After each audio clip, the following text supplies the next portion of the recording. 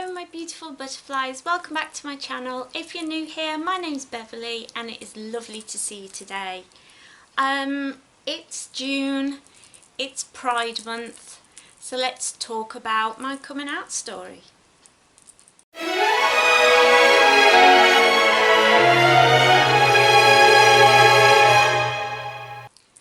Pride Month is really important. It's a time when you can really feel like it's being celebrated to be gay, to be different, and it's important to really just take a moment to remember all the people that have gone before us, who have not been able to be out, who have faced persecution. There are countries out there where it's legal to kill people just for being gay, and so it's important that we stand up and are counted in our month. So I wanted to make a video just talking about my coming out story, how I knew I was gay, all of that kind of thing. Yeah, I think it's really important to talk about, so let's get to it, shall we? So when I was a kid, I did not know I was gay at all. I had no feelings really towards one sex in particular. Society still does it now, where they just assume that you're into boys if you're a girl and into girls if you're a boy.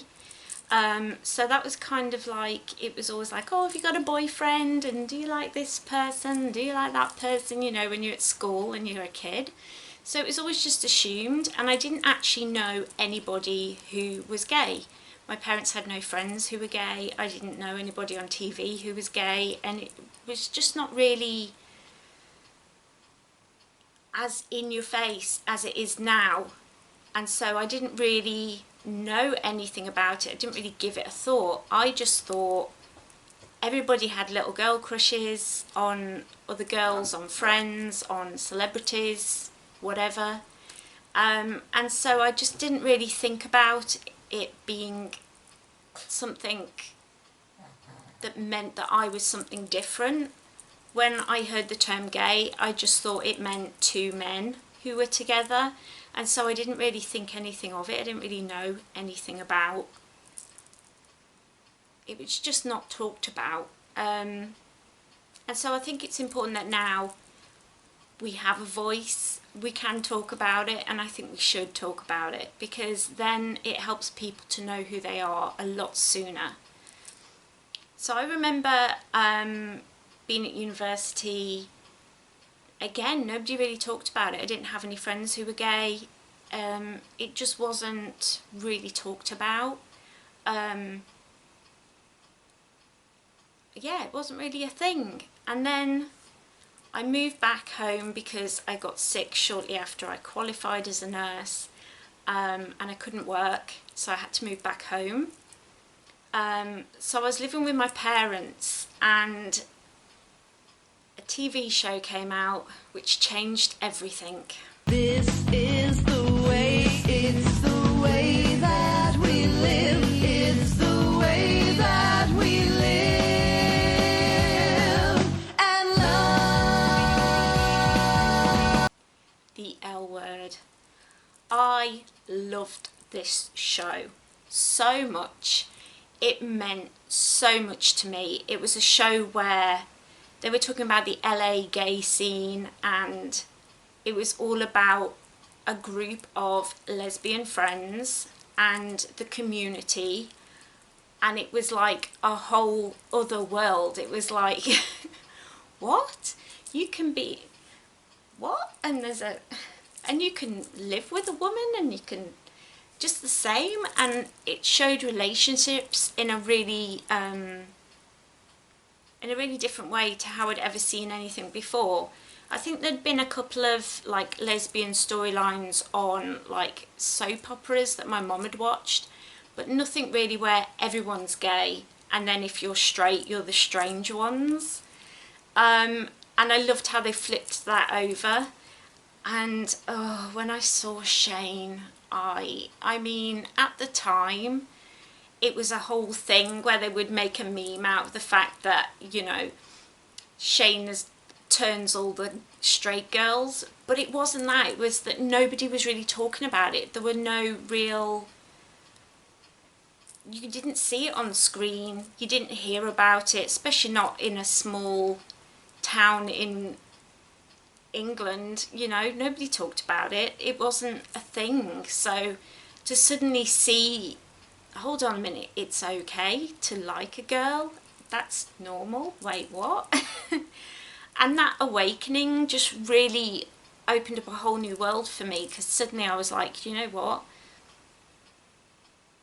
I have had crushes on girls before, and I have fancied girls before, but I didn't think it was a thing I was supposed to talk about, and I didn't think we could ever just act like it was just a thing that, you know, whatever, you are who you are. At the time, I thought I was bisexual, so I'd always been in straight relationships. Everyone thought I was straight, and then secretly I thought I was bi. And then my friend met a woman, and so she started, and it was very dramatic the way everything played out. And I remember calling her to check she was okay, and her being like, I just didn't know that I was going to meet a girl and fall in love with them. And I remember being like, you know what, same, I feel the same way about girls. And I feel like that helped her feel a bit better, but I was still very much scared, because I was living with my parents and they were not happy about me living back at home. And I didn't feel like where I was living or how I was living was very safe. I was very reliant on them because I was disabled. I couldn't work full time, and I just had little part-time jobs, and I was sick, and I just did not feel like it was safe for me to come out. But secretly I wanted to explore this new realisation about myself, so I joined an online dating site for women meeting women. And I remember in my bio I put I am bisexual, and somebody messaged me and was like, you shouldn't put that on your bio, just put that you're a lesbian, because you will not meet any women on here if you've got that you're bisexual. I remember just being like, but I am bisexual. She was like, yeah, but nobody trusts the bisexual, they always cheat, or they're just girls who are curious, and then they'll end up with a guy and pretending they were never interested in women at all. And I was like, well, I think it's really sad that that's happened before, but it's not how I feel. And I definitely didn't feel like I could lie and say I was a lesbian any more than I could lie and say that I was straight. Like, I wasn't, so why would I say that?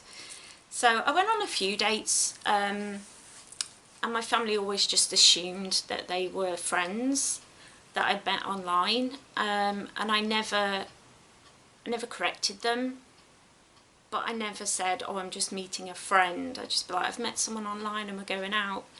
And they assumed that it was just a friend because it was a girl. And that, I remember that really angering me, just being like, why are you assuming this? Like, why? But I didn't feel safe enough to come out and correct them. And I'm glad I didn't at the time correct them, because I think I was not in a situation where I safely could say this is who I am. And I'm also glad I didn't, because it turned out I was not bisexual. I'm not bisexual, I'm pansexual. So then I met up with a friend of mine, and he brought his friend as well. So him and his friend, and he's an out gay man and she was an out gay woman, and we just met up for coffee in the afternoon, and she was the most gorgeous girl. I was just like, and from the moment we met we were flirting. I remember my friend, who, like, the four of us had met up for coffee, he was just like, look at these two, they're just going to run off and get married, and making all these little jokes. But I was just like, she's gorgeous.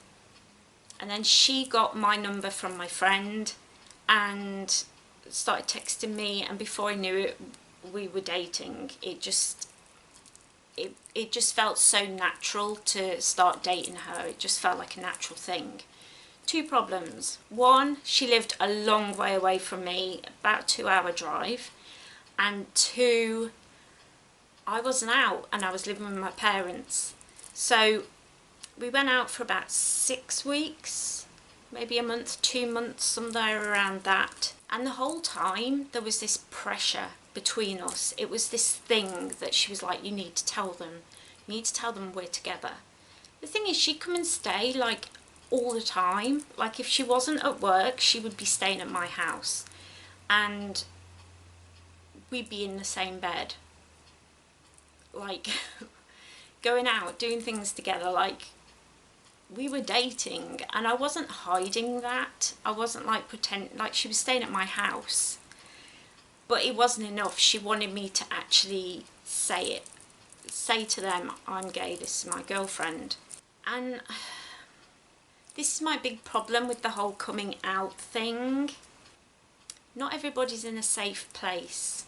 Not everybody has parents who will understand. Not everybody is in a place where if they do come out, they'll be accepted and be safe. And so I think this pressure within the LGBTQ+, I find that so hard to say, community, there's this like pressure to come out and be loud and proud and all of that, which is amazing. I think it's wonderful. If you are living on your own, if you are independent, if you are able, if your family is supportive, great, that's wonderful. But what about the people who aren't? What about the disabled people? What about the sick people? What about people who are still at school and who will get bullied? What about people who are in communities where they're going to get harassed? And I think it's important that we remember that it's not safe for everyone to come out. That's why I don't have an actual coming out moment where I burst out of the closet and was just like, yeah, playing Diana Ross or whatever. You know, I don't have that moment. But after me and my girlfriend broke up, I was like, I'm never going to do that because I don't agree with it. I think that we should change the narrative. It shouldn't be that you're assumed to be straight unless you make this big declaration. I don't like that. I think it should just be you're accepted for who you are. And if you meet somebody and you go home one day and you're just like, oh, I met this guy, or I met this girl, or I met whatever kind of sexuality that person is, whoever they've met, it should just be fine. And I know we're not there yet, but I think this pressure to make this big declaration is wrong, and I don't like it. So although this is my coming out story, i.e. how I realised I was gay, I don't have that big moment because I don't agree with it. So I have been in a safe relationship. I've lived away from my family for a while now, and yet I still haven't had that conversation because I don't think it's something that should matter. Whoever I'm dating, that's who I'm dating. You either accept them or you don't. That's up to you. I don't care. And I've never really hidden, like when I was dating a girl or going on dates with girls, I never really hid it. I was always like, we'd meet at my house, and do you know what I mean? So it was never like a hidden away dirty secret. That's just how I feel. But you can definitely let me know down in the comments how you feel about that, because I'm always open to conversations about these things. Yeah, for a long time I thought I was bisexual, and then I realised, I can't remember where I found it out, but I realised there were other names for things. You weren't just gay or bi, which I thought it was. It was like you either like two sexes or you like one sex, and gay, straight or bi, that's it. And then I think I read it on a forum, or I saw a post somewhere about it, and I was just like, oh my gosh. And somebody had written down all these different like categories that you could be, and a little like explanation of each one, and I saw the pan and it just clicked. I was just like, that's me. And I think this is how my sexuality and my spirituality kind of merge and mush together, because to me it doesn't matter what kind of skin suit you're wearing. It's whether you're a good person, whether we get on, whether you've got a sense of humour that we mesh together. You know, it's the soul, the person that you mesh with, not what kind of, I don't even know what you call it, sexuality you are. Thank you, brain. So it's all about that for me. It's all about who that person is, personality wise. I don't care about the outer quadrant of a person. It doesn't bother me. It's whether the person's good or not. And I think we have seen very much that there are people who are radical in every religion, and there are people who are radical in every sexuality. But I think in both places, we as humans are overcomplicating things. I think sometimes we can make it so that there's so many labels that you hang on yourself that it kind of subdivides everybody down. Because I remember when I started saying I was pansexual instead of bisexual, I suddenly was shunned by the bisexual community. And I, especially now as a pansexual woman who's married a cis male, I feel like I'm not part of the community, and a lot of the time that hurts. I would love to go to pride events, but again, because I'm disabled and I can't just be up partying all night, a lot of venues, a lot of events are not disabled friendly, and so I struggle to be able to go to these sorts of events, so I'm kept out of it because of that as well. And this is why it's very hard for me to feel like I can be out and proud, because I don't feel like I'm part of the community, and that's really sad because I am part of the community. I